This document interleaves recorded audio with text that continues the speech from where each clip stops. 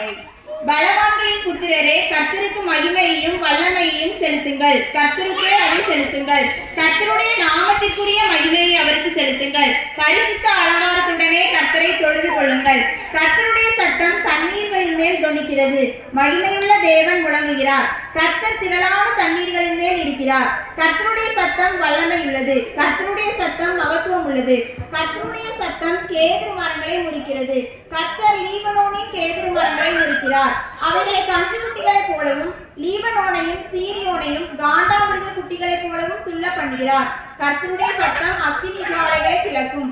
கர்த்தருடைய சத்தம் வனாந்தரத்தை அதிர பண்ணும். கர்த்தர் காதேஸ் வனாந்தரத்தை அதிர பண்ணுகிறார்.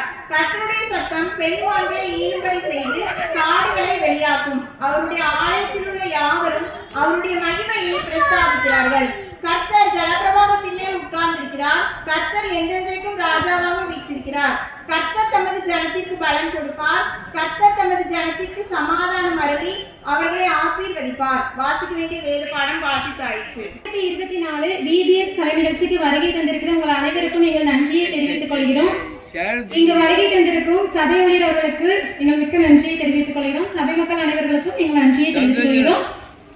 இதற்காக 10 நாள் VBSக்கு வந்த குழந்தைகளுக்கும் நன்றியை தெரிவித்துக் கொள்கிறோம். I am a